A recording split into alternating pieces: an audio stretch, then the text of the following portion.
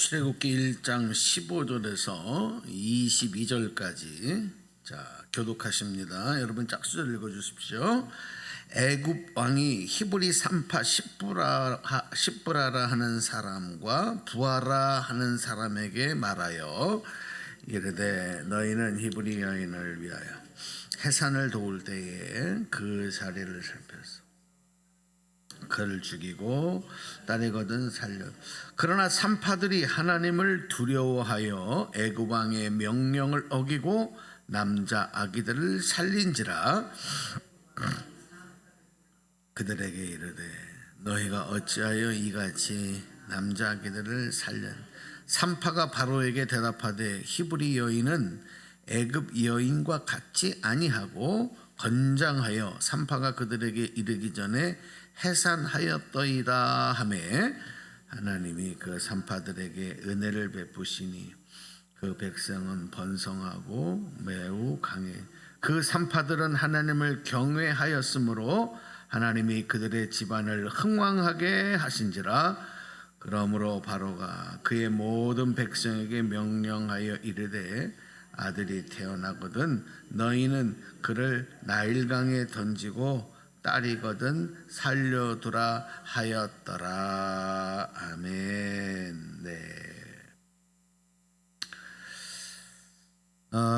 오늘 우리가 읽은 이 본문 말씀은 모세가 태어나던 당시에 애굽 땅에서 히브리인들에게 일어났던 일들입니다.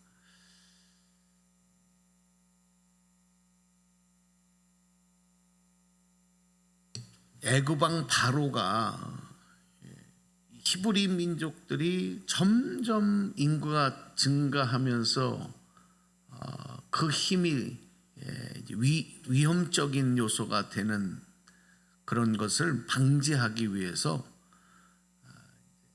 태어나는 남자아이들은 다 죽이는 살해 명령을 내리는 그런 내용이 이제 공포가 된 것이죠. 그 전에 히브리 산파였던 십브라와 부하라고 하는 이 산파를 불러서 태어나는 아이가 남자이거든 아들이거든 죽이고 딸이거든 살려둬라. 그렇게 공식적인 명령이 아닌 개인적인 명령을 하지요. 먼저 그들에게 특명을 주는 겁니다. 이게 여러분 당시에 애굽의 왕, 그러니까 애굽의 왕을 통칭해서 우리가 파라오, 그래서 이제 번역을 하면 바로인데 이 파라오의 힘은 우리가 생각하는 그 훨씬 위에 있어요. 당시에 그러니까 이 파라오는 사람이 아닙니다. 이 애굽인들이 생각할 때는 저들은 신이에요, 신. 그러니까 그들은 당시에 태양신을 가장 큰 신으로 숭배를 했는데 그 태양신의 아들이다. 그게 파라오다 이렇게 생각을 했어요. 그래서 여러분 당시에 이 애굽은 그 나라들 중에서 가장 문화와 문명과 군사적인 또 어떤 학문적인 과학적인 모든 데서 비교할 수 없을 만큼 독보적으로 발전한 나라예요. 그 나라를 누가 감히 대항할 수가 없어요. 거기에 왕이면서 신의 아들이다 이렇게 인정을. 그러니까 여러분 그 왕이 죽으면 파라오가 죽으면 지금 세기의 불가사로 지금 여기지는 피라미드 같은 그런 어마어마한 무덤을 만들지 않습니까? 그 무덤을 지키는 그 스핑크스들 이런 어마어마한 그런 동상들을 세우지 않습니다. 그런 위치에 있던 사람들이 바로 애굽의 왕인데 그 그 애굽 왕이 개인을 불러서 특명을 준 거예요.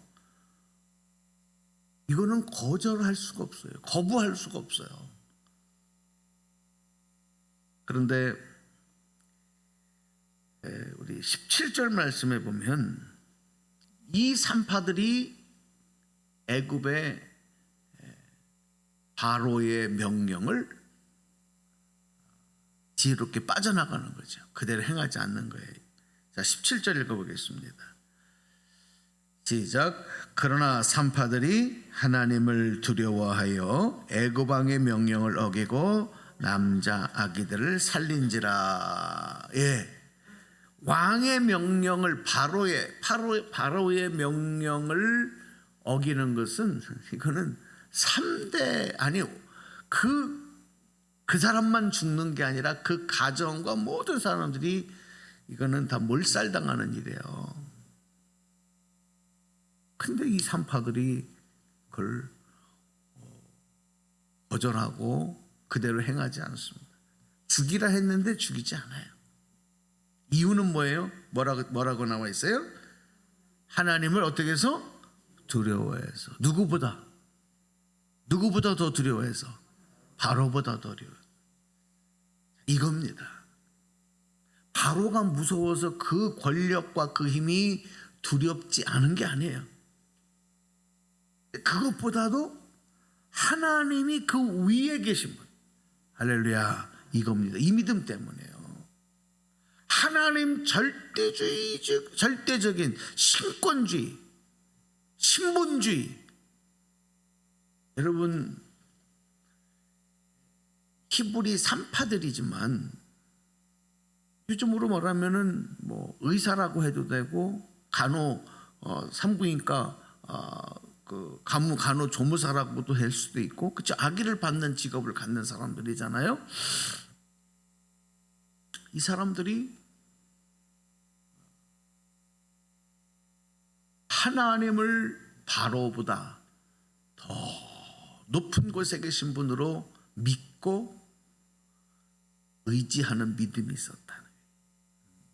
그래서 바로의 명령도 두려웠지만 그 명령보다 그들이 먼저 생각한 것은 하나님의 뜻입니다.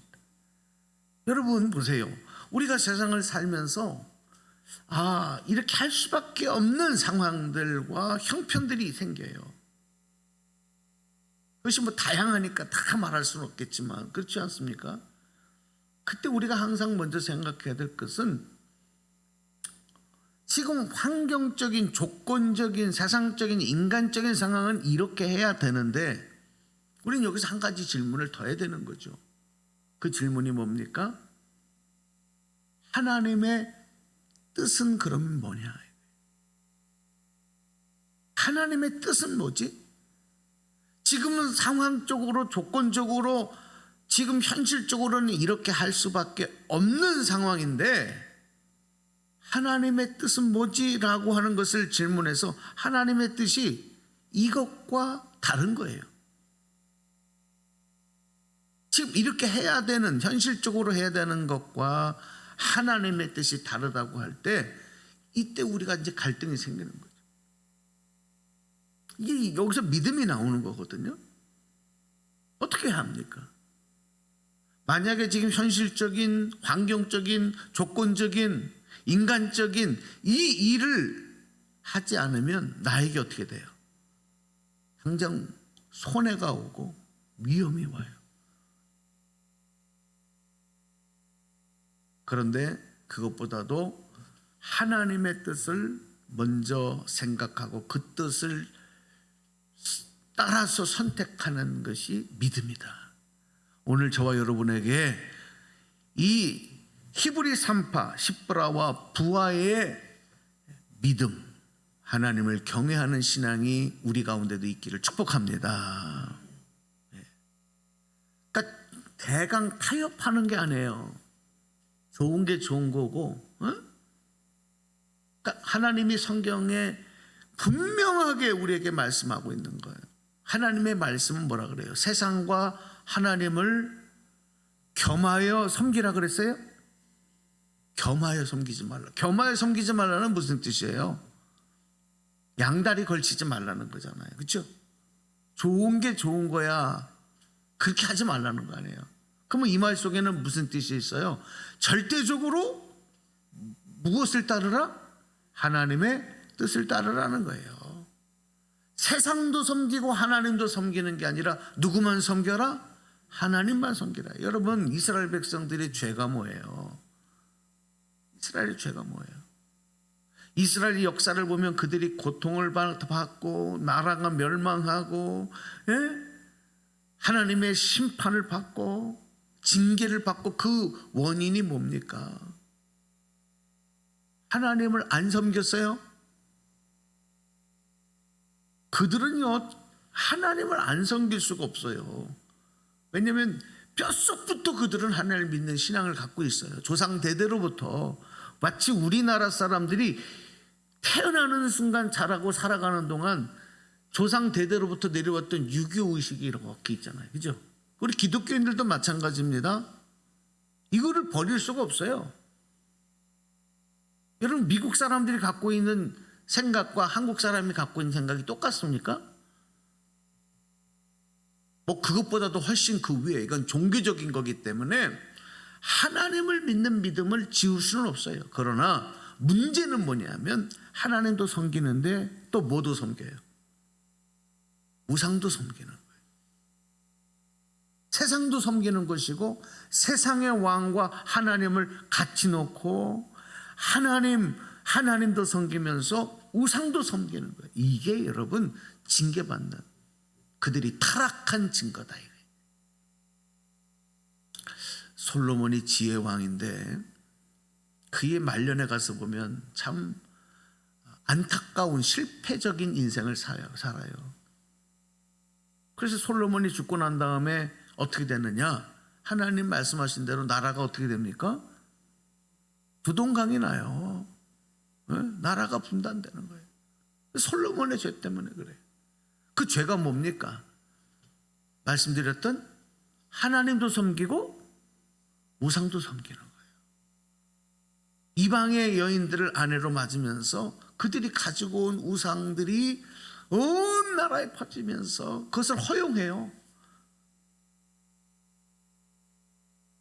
오늘 정말 우리는 어떤 상황 속에서도 하나님을 따르고 하나님의 명령을 이행하는, 그것이 나에게 어떤 손해와 어떤 위험이 있더라도 이것을 포기하지 않습니다. 여러분, 산파들이 이런 선택을 할 때는 그냥 한 게 아닙니다. 자기의 목숨, 자기 가족들, 자기 자녀들, 그 모든 생명과 안위를 거기다 건 거예요. 이게 쉽습니까, 이게? 만약에 그렇게 태어난 아들들을 살려줬다가 그것이 발각이 되면 이런 비극적인 일들이 일어나는 것을 감수한 겁니다. 예. 애굽 왕이 그 소식을 듣고 그들에게 어째서 이같이 남자애들을 살렸냐, 이제 신문하는 거죠. 자, 그때 산파들이 얘기를 하죠.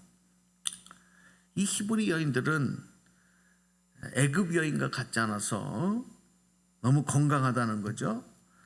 산파가 아기가 난다, 그리고 달려가면 이미 해산했다. 그러니까 자신들이 그 해산을 돕기 전에, 그러니까 바로가 산파들에게 명령한 것은 16절에 그랬어요. 히브리 여인을 위하여 해산을 도울 때에 그 자리를 살펴서 아들이거든 그를 죽이고 딸이거든 살려라. 그러니까 해산을 돕는 가정에서 아기가 태어나자마자 아들이면 그 자리에서 죽이고, 그런데 이미 가니까 태어났더라. 그러니까 여러분, 이 바로의 명령을 기가 막히게 잘 분석한 거예요. 이게 지혜죠. 영적 지혜입니다.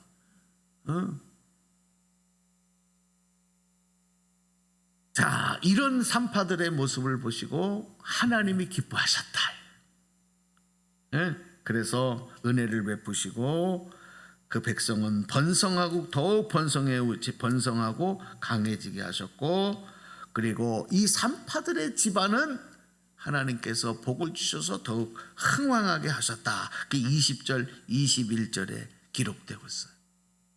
그렇습니다. 하나님을 기쁘시게 하면 하나님이 우리에게 이러한 복을 주시는 거예요. 이런 번성의 복을 주시는 거예요. 하나님이 상급으로 채우시는 줄로 믿습니다. 근데 이렇게 되기까지에 우리는 정말 죽으면 죽으리라 하는 에스더와 같은 그런 믿음의 그런 담대함이 있어야 돼요. 적당히는 안 되는 겁니다. 오늘 어쩌면 모세가 이스라엘 백성들을 애굽에서 출애굽하기 이전에 그 지도자 모세가 그래서 태어나는 아들들은 다 죽을 수밖에 없는 이 절체절명의 상황 속에서 보여줬던 이 히브리 산파들의 믿음, 그리고 이제 오늘 말씀은 드리지 않았지만 그 다음에는 안 되겠으니까 바로가 이제는 명령을 바꿔요. 공포하는 거예요. 모든 나라 백성들이, 히브리인들이 아들이 태어나면 이제 나일강에 갖다 버려라, 물에 던져 죽이라는 거죠. 이 명령이 떨어지고 난 다음에 이제 모세가 태어나는 거죠. 근데 또 모세의 그 어머니 시보라가 마찬가지야. 그 명령보다도 하나님을 더 두려워하고 하나님의 뜻을 따라서 그 아들을 살려요. 이게 이제 그래서 모세가 이후에 이스라엘의 지도자가 되는 이야기가 출애굽의 이전부터 이미 나타나고 있었어요. 오늘 여러분 이 말씀 붙잡으시고, 오늘 우리가 믿음으로 살아간다고 하는 것은 쉽지 않습니다. 그러나 성령께서 힘주시면 능히 감당할 수 있음을 믿고, 오늘도 이 산파들의 믿음 그리고 모세의 어머니의 믿음을 여러분 소유하시고 그 믿음으로 무장하시는 여러분 되시기를 주님의 이름으로 축복합니다.